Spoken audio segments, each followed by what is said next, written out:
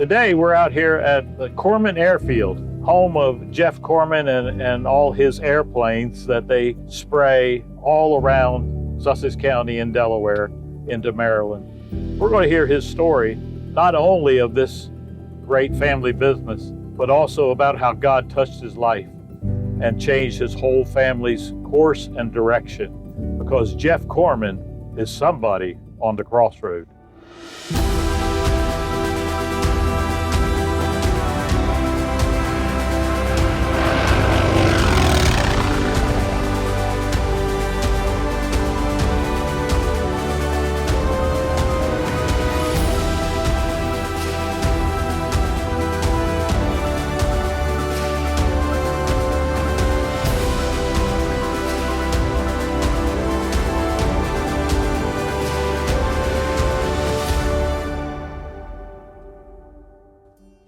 The Chorman name is well known among farmers throughout Delmarva. They've been flying their planes over these fields for over half a century.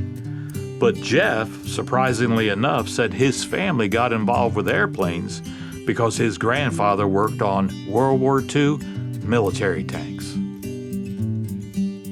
My family got into aviation through my grandfather.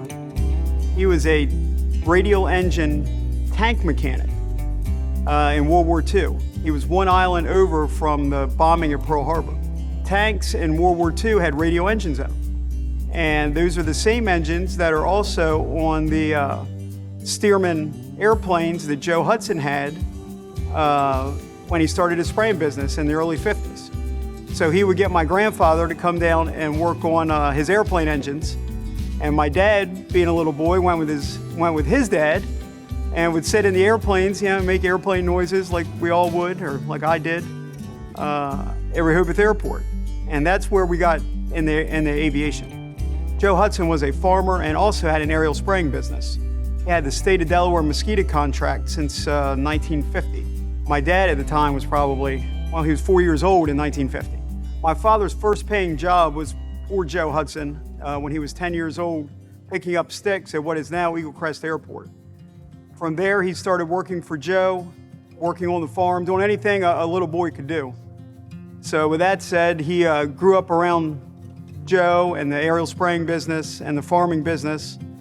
And the mosquito control has been the backbone of this operation forever. My dad always wanted to be an ag pilot, just like myself. He worked on the farm, and when he got older, he started taking flying lessons at Laurel Airport. And worked hard, ran out of money a few times. His flight instructor that was teaching him to fly, who taught me to fly, loaned my dad money to finish his license, and started spraying 1968, I believe, the year he graduated high school, is the year he started being a full-time ag pilot, and grew the crop dusting side of the business for Joe, eventually taking the business over from Joe in 1987. We were still based at Eagle Crest and at Milford Airport. For the next several years, he just continued operating the business as it was. Of course, I'm growing up. I was 8 years old when he bought the business. And I just grew up at the airport. And there's not one job here that I haven't done, multiple, hundreds of times probably. And it's just where I started and where I grew up. It's all I know how to do. And of course, every little boy wants to be like his dad, and it just came naturally to me to be around airplanes. And from working in the shop to everything. I've done everything here, but I've wanted to do it. I love doing it. I graduated Cape Henlopen in 1997, and I wanted to be an airline pilot. I went to Embry-Riddle Aeronautical University in Daytona Beach, Florida, which wasn't a bad place to go to school, except what I realized was I was homesick, and I couldn't get back home any faster. As fast as I could get back home, I had to get here. I finished my degree, 2.5 years, took a heavy course load just so I could get home. And I realized that being away from home, being an airline pilot was not for me. And of course, with Jeff growing up around all these planes, it was almost inevitable that he would end up flying himself. So after college, I just came back here and started working as an ag pilot and working with my dad and our other pilots that were here. I have a tremendous respect for them because I kind of grew up with them. They taught me how to be a good ag pilot. And under the tutelage of my dad, he took me into business. We went to the accountant together. We made every business decision together, some good, some bad. And so I learned along the way with him. He really shepherded me along. In 2011, I took over ownership from my father, and we've grown quite a bit since then. What better way to be a stick and rudder pilot than being an ag pilot? And being able to serve people, being able to serve the farmers that I grew up with.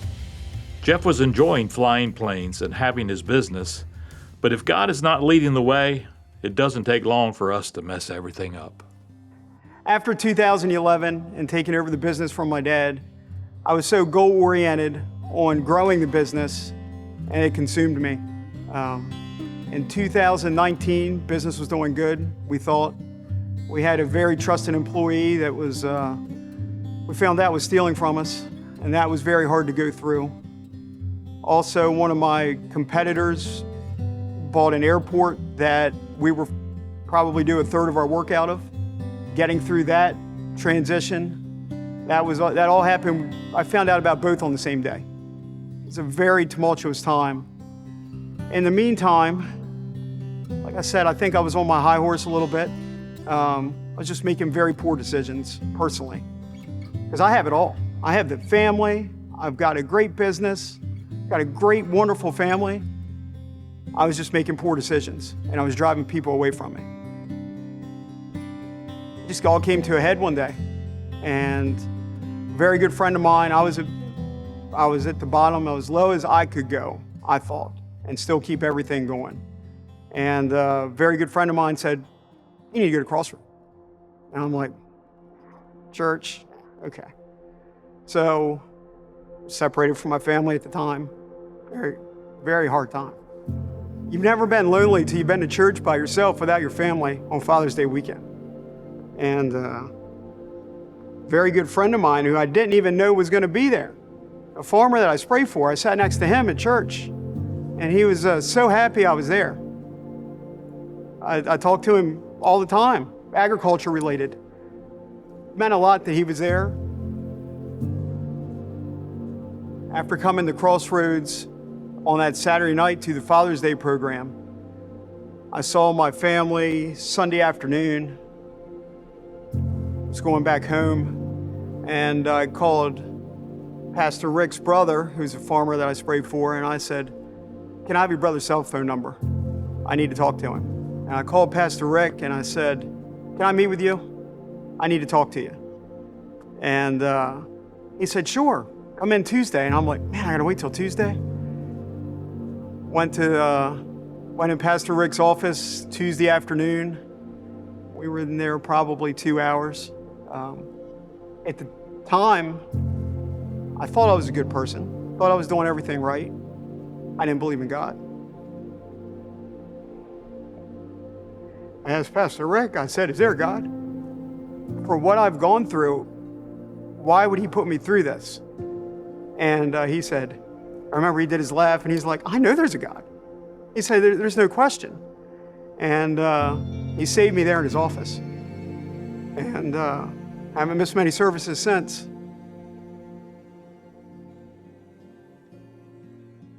I told my wife, "We got to go to church." I was like, it was the best place I've ever been to. I was like, Pastor Rick was talking Sussex County. He was talking right to me. Might have been 300 people there, but it felt like I understood it.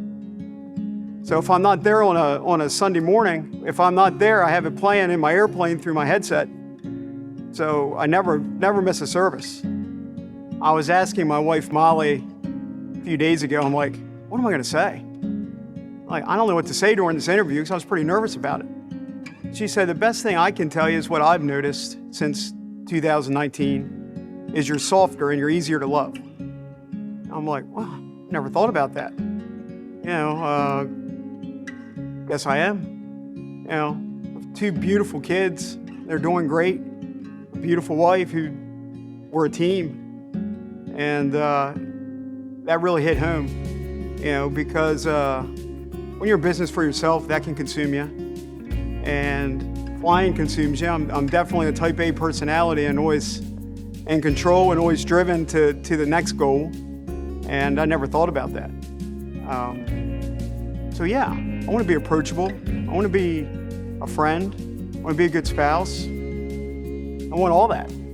I'm not perfect. Still lose my temper on occasion. Things don't go the way they're supposed to go. But all in all, I've really tried to put myself in the other person's shoes, take a minute, take a breath. Never did that before. Faith has made the biggest difference in my life. I was so goal-oriented and so self-absorbed before. And now it's like, I have a heart. I do things behind the scenes that I don't want people to know, that I help people, and I enjoy that. I enjoy helping people, and they don't know it. I do that a lot. Some I've told people before, but I'm not in it for recognition. It's better to do it without recognition. Since 2019, I would say my heart has been softened. I've been able to help other people that are in that same situation that I was in. And if someone is in that situation, if you're in that situation, give your heart to God, go to church, find a support system. People have been there. You're not the only one. I wasn't the only one. I just thought I was. I didn't know that. I just thought I was the one making poor decisions. I thought I was the only one that made poor decisions. There's people out there, everybody has made a bad decision in life.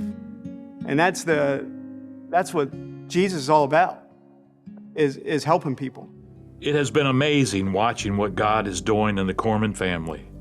With Jesus now being Lord of Jeff's life, he is now discovering the abundant life that he could never have known without God.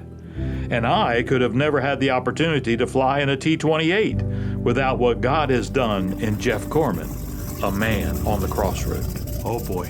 That's my story, and I'm sticking to it.